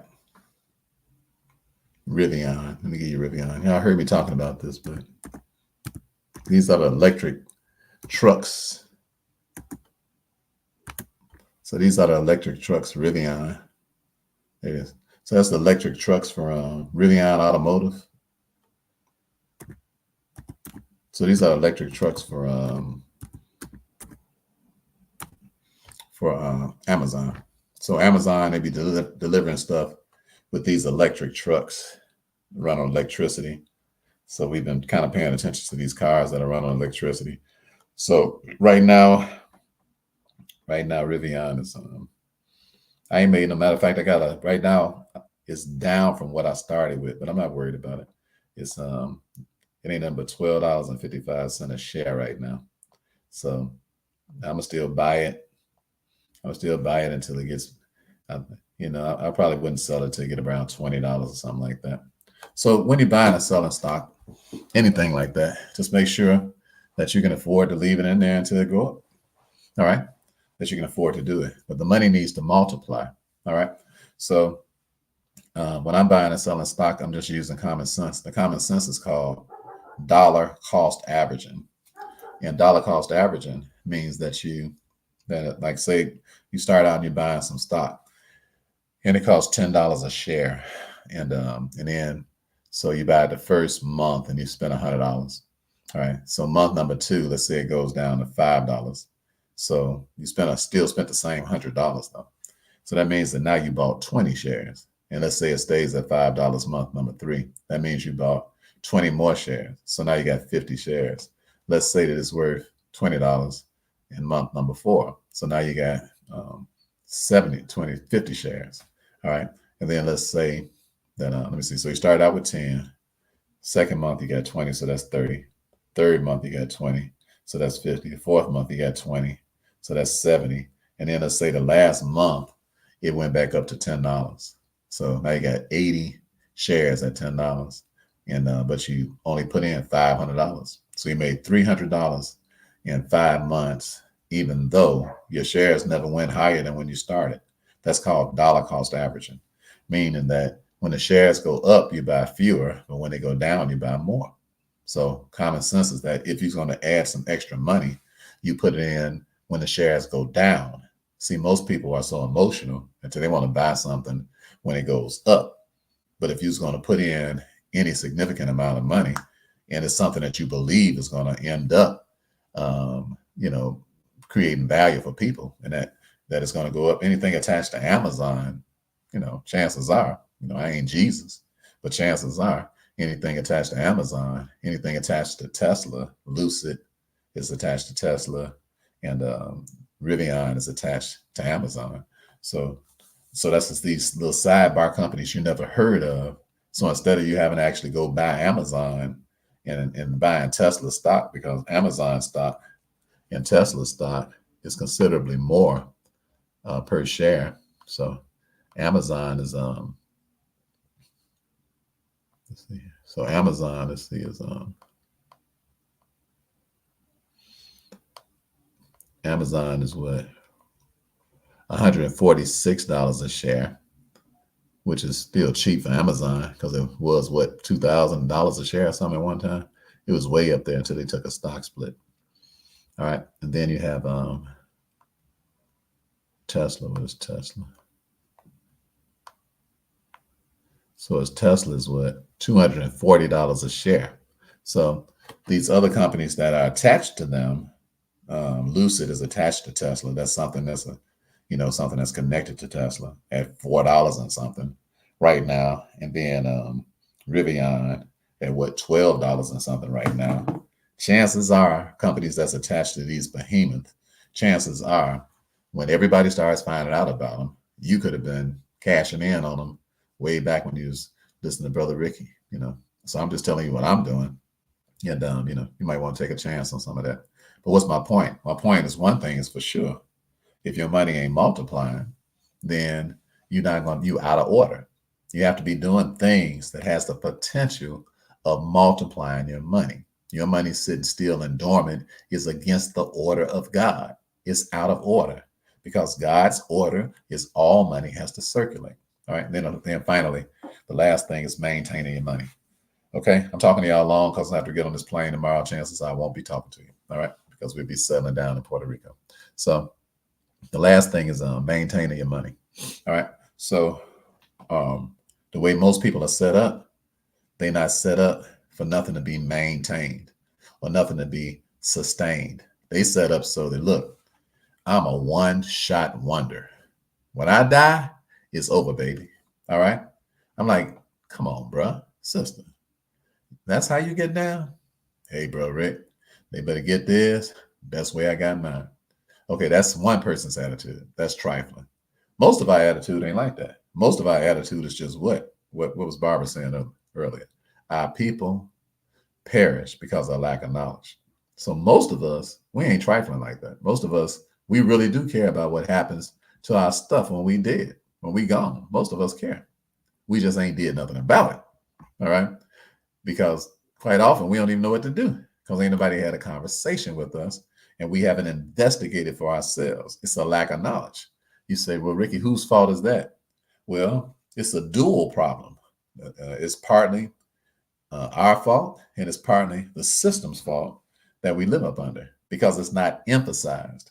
And what people do what's emphasized, what it is that they see on a regular basis. That's what people do. That's why you see me on such a regular basis. Why? So I can emphasize some priorities to you and emphasize some principles to you so that it can be in your subconscious mind so that you'll be thinking, hey, Brother Ricky having a family meeting over the weekend with his kids, over the holiday with his kids and his grandkids. And they sitting down talking about maintaining their wealth. So you'll think about that and you'll be like, am I having a meeting with my kids? Are they gonna be over here to open up some Christmas presents? I'm like, for real. You finna help make some more companies rich on a holiday ain't got nothing to do with Jesus. All right.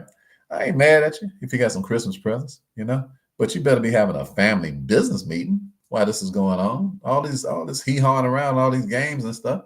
You know what I'm saying? Let them kids know ain't no such thing as Santa Claus player. I'm Santa Claus. All right. I'm the dude in his place because I ain't Santa Claus either. I don't even call myself fake stuff. You dig? Don't be walking around with no Santa hat on and all that sort of thing. Helping perpetuate a fantasy world to your kids. All right. Tell them kids to snap out of it. All right. This is real life. Ain't no such thing as no Santa. You dig what I'm saying? I don't care if that busts your little bubble. Why? Because it's time for you to grow up, player, and fast. All right. The reality around here is that we got some money that we're gonna be talking about, and that you need to understand how much money it is that's in this family's treasury. And you need to understand how we earn volume money. And you need to understand why we have trust set up. Okay? Why? Because we don't want, or we will not allow, this hard-earned money to go to probate court and make probate judges rich and make probate attorneys rich. We can count. We got common sense. We don't need them counting up our assets when we dead. How dare you insult me while I'm dead by you being in the middle of my business and counting my money out in a courtroom in front of all the people that's involved. How dare you just front me like that? You gonna front me off from the grave like that? I'm already dead. What? Can't I rest in peace? Okay. So what? You're gonna disrespect the dead by what? Digging up my personal finances and putting it on display in front of the whole world? Are you hearing me? When Aretha Franklin died, they had what, 8 million or something like that. They had to deal with. It took 3 years to deal with her estate, And Aretha's what was her number one song? RESPECT, don't know what it means to me. RESPECT, take care of TCB. Oh, you doing what you're doing. I need a little respect, just a little bit, just a little bit. Oh, ain't had no respect for Aretha. All right, they had respect for her amazing singing voice. They had respect for her worldwide influence. They had respect for her cadences and her amazing ability to play a piano. I mean, she was the queen of soul, after all. You dig what I'm saying? But man, they didn't. Aretha should have slowed down and said, listen, we're going to have a conversation up in this crib about this money. All right? I got plenty of it, baby. All right? They love me all over the world.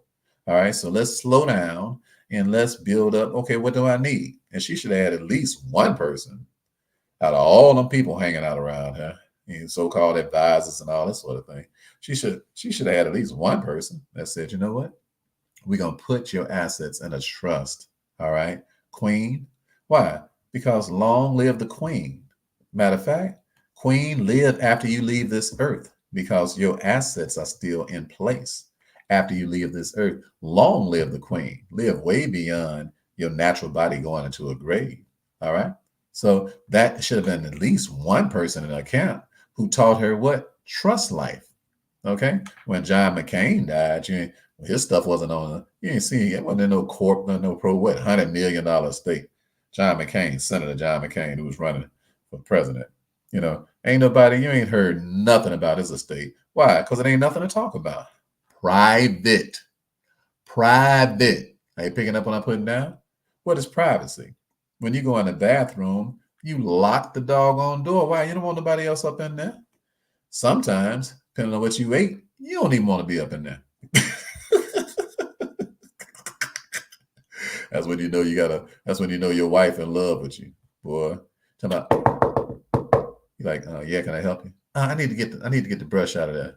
I'm like, girl, you do not want to get the brush out of here. Oh, it's just right there on the counter right there. Can you hand it to me? No, I am not opening this door and I'm not handing you no brush. I can't just hand it to me, baby. And you finally say, all right, okay, girl. All right, go ahead. You open up the door, give her the brush. She's like, oh my God, what's wrong with you up in there? Is everything all right, honey? You're like, why are you invading my privacy? Would you please? Move around, all right? If you don't want nobody in the bathroom with you, then why you want people reading about your stuff in the newspaper when you leave up out of here?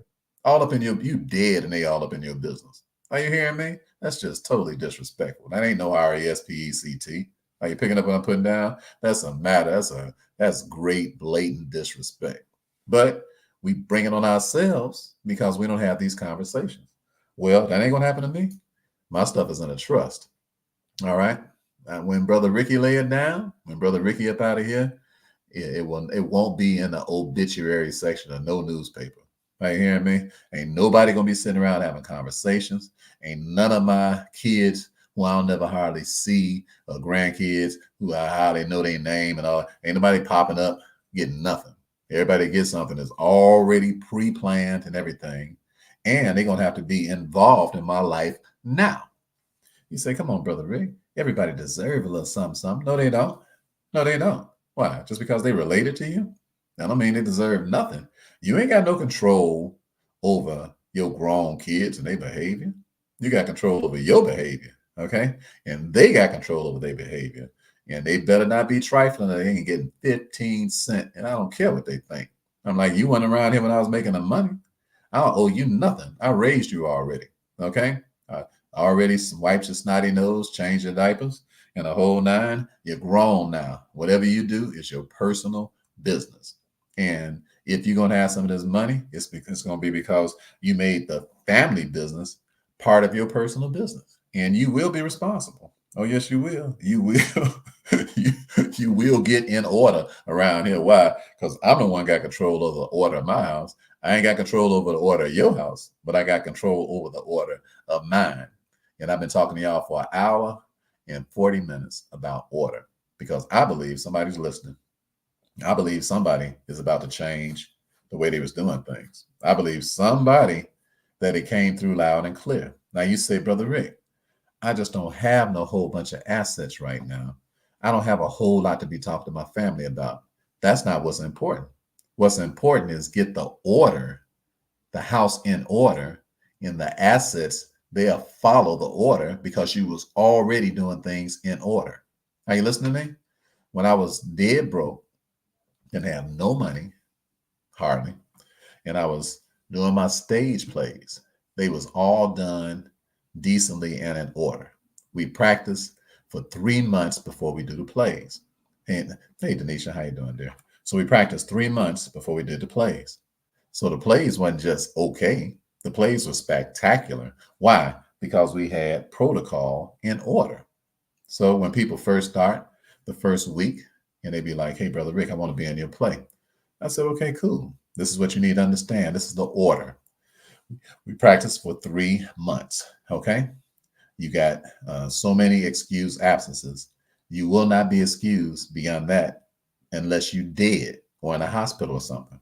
All right. Other than that, none of your reasons will be enough.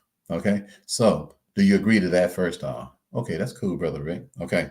For the first 2 months, for the first close to the end of the second month, we start going off of, you can't read your script anymore. You'll be off script.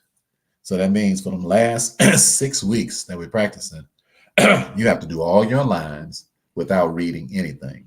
Do you agree to that? Okay. All right. See, this is order. Why? Because you won't be coming up in here. And then it's a month to go before the play. And you still up in here, yabba dabba doing around if you ain't got no paper. And you got that paper like a crackhead. Like if you can't read off that paper, you can't remember your lines because you're not that important. You're not so important that you can come up in here and do what?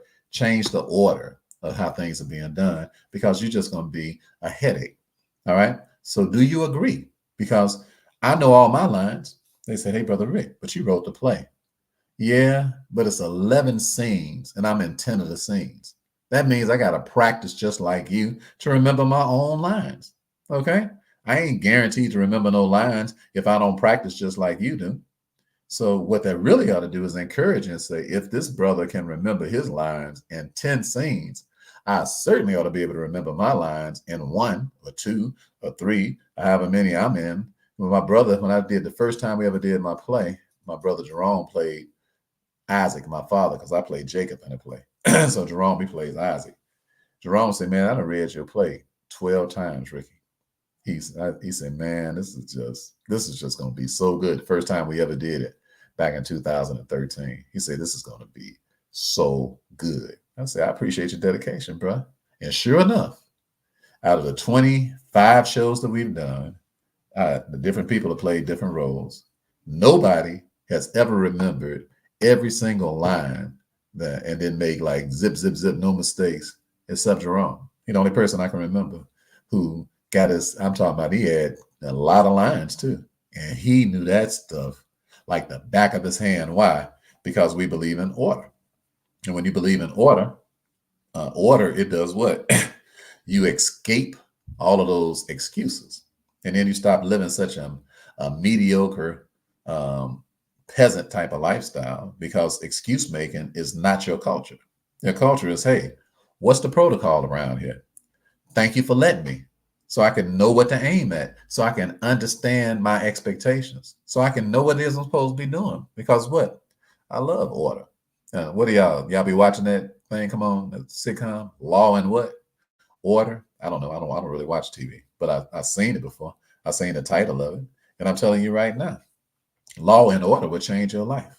Why? Because you'll be so disciplined until everything that you'll be head and shoulders above all your so-called competition. Why? Because of the order.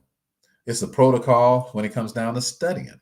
All right. When I was in school, my order was I studied 3 chapters ahead in every class. I was 3 chapters ahead of whatever we were doing. That was my order. Why was I doing that? Because I was like, if I stay 3 chapters ahead, by the time I get to the chapter they on, it's all old news to me. So what? I gotta ace these classes. Why? Because I already know it before they even start talking about it. So when they start talking about it, it's just review. Are you hearing me? Do you understand what order will do for your life? Most of what you'll be going through in life, it'll just be review. It'll just be something that you're doing that you've already done. And then people will be looking at you like, man, you really good. Okay. When I was taking math, and them youngsters was coming into the math lab, and they was like, man, I'm teaching these kids pre-calculus. And I was so, man, when I got to college, I was so slow. They put me in 050, meaning the real dumb math. That's what somebody who really was dumb as hell don't understand nothing. I had a DD. I was double dumb, you dig, when I first got to school, because I didn't take no math classes. I just barely passed, shouldn't say barely, I passed a GED in the joint because I didn't go to school. I thought school was for suckers. I thought that was for slow people. And to a certain extent, I still feel that way now. I feel like there are a few essential things about school, like learning how to read and write and basic counting. I believe everybody should know that. And there's some things that are significant to life. But for the most part, I still feel like school is for suckers. Why? Because you took all those math classes and you didn't even learn what volume money is like. You went and took all those math classes and then left out of school, and you still don't understand how to multiply money. You know how to multiply, you know what X equals, but that's some hypothetical stuff. Unless you're an engineer, ain't gonna have hardly have a chemist or something, ain't gonna hardly have nothing to do with your life. I can understand that for engineers, and I can understand that for people who these equations are going to come into play when it comes down to them building things and stuff, but that's significant. But for most of us, that's totally insignificant. It ain't got zero to do with nothing. Can you count to 10? Then you're probably in pretty good shape. All right. Do you understand that you can make way more money if you had people working for you than if you was working for yourself? All right. Well, why ain't that being taught in your math class? Are you digging what I'm saying? So I was always ahead. And because I was always ahead, I was always in a tutoring lab. And because I was always in a tutoring lab, they thought I worked there. There was a guy named Mike, another guy named Sam. And these dudes was geniuses. I mean, they can do math and they sleep. These cats was cold-blooded. And I was like, I mean, they way smarter than I am. So, but they was helping me, so because I just like doing good. I just can't stand failing nothing. I just hate bad grades. I just hate being behind. I hate not knowing what's going on. That bothers me. Some people, they cool with it. Fail stuff, it don't bother them. Come in the room, sitting down, dumb as hell, don't bother them. That bothers me. I don't like feeling dumb. I don't like the feeling. It's like a dirty feeling to be sitting in a room and don't know what the hell is going on. Everybody around me speaking over my head and stuff like that. I hate the feeling. All right. I feel like I'm in the middle of some type of conspiracy or something. I feel like something crawling on my skin. You dig what I'm saying? So that's just me personally. So I'm sitting there, we started doing those classes, and they start teaching me so good, the tutors, until now I know all the work. I went from not understanding none of it to understanding every single question, because we in there working on the questions so much, and I'm 3 chapters ahead. So here come the students in 2 weeks for the quiz, and they all in here trying to cram. So now I'm having fun. Now it's fun because I understand it so good. And so I'm like, okay, so anybody got a question they don't know? Hey, how about number 13, Mr. Rick? I said, let's put it on the board. So we put it on the board. It's got 18 parts to one question. I know I got it right because I did it 18 times. So they say, how you get so smart, man? I say, I ain't no smarter than you are. I just got more repetitions than you got. I've seen this question more times than you have, and I messed it up for the 15th time already. So now it finally clicked with how to do it, and now you can't trick me. No matter how you try, no matter what kind of pitch you throw, I'll be able to hit it out the park. That's what order does. Having a set, regimented way of how you're going to do something clears your brain up to meteoric heights, takes you to levels that you didn't even know your brain was capable of. Give your brain a shot. Start doing things in order. Watch what happens. Get rid of the clutter in your life. Simplify your life. Start doing the same things over like butter, like clockwork, and watch what happens. The repetition, the repeating of it. Same time here, same time there, same thing here, same thing there. And watch what happens. Man, your mind will relax and you'll see whatever they call them, morphines or whatever comes out of your brain and makes the brain smarter. Man, please, you'll start seeing it, and you start seeing it all over the place, and you'll make a lot of money. Your money won't be nothing. You make so much money. You have so many bank wires coming in for whatever it is you do, and for whatever it is that you created. Yeah, that'll be totally different. You'll be like, man, please, that's a whole different level of life. Why? Because I started doing things in order. All right, come on, let me pray for you. That God will bless us, that we won't run away from order, but that we'll run to it. Lord, in the name of Jesus, we thank you that you made the protocol for the family and that you made protocol for money. So, Lord, we pray that you'll bless us in our families and help us to honor the order. And your order is for us as husbands to love our wives the way Christ loved the church, for our wives to obey us just like they obey you, for our children to obey both of us. That's it. That's the simple order. So we pray in the day that we'll follow that order. Then secondly, we pray that we'll follow the order of money. Lord, we want to make more money. We don't want to make a little money slow. We want to make a lot of money fast. That's your order. That's our prayer. Lord, we want our money multiplying. We don't want no lazy money sitting around here working for other people. We want to free our money up from the slavery of working for our slave masters and have the money work for us. We pray for innovations and the spirit of multiplying our money. And then finally, Lord, we pray that you'll help us to maintain our assets. Lord, we pray that you'll help us to operate up out of trust and stop putting our money in the hands of strangers and having folks arguing and all the ghetto nonsense that comes along with nobody understanding nothing when we leave off the face of this earth and not understanding nothing while we're here. Help us, Lord, to get some law and order about this money right now as we speak. Help us to use this holiday as a good opportunity to sit down and talk with our loved ones and let them know what our expectations are of each other. Break us, Lord, from the curse of disunity, of distrust, and a lack of communicating. Set us free from that trust, Lord, and help us be the generation. Help us to be the progenitor of the family who kicks it off and starts that thing that'll never be stopped. In Jesus' name we pray. Amen. God bless you. Enjoy the rest of your beautiful night. Pray for endorphins. That's right, Kendra. Thank you. See, I love being around smart folk, intelligent people. What I called it? I think I called it the Mighty Morphins. Mighty Morphins of the Mighty Morphins. What was that? What was the thing used to be, Kendra? The Mighty Morphins or whatever. I think I was calling them Morphins, like the Mighty Morphins. Endorphins.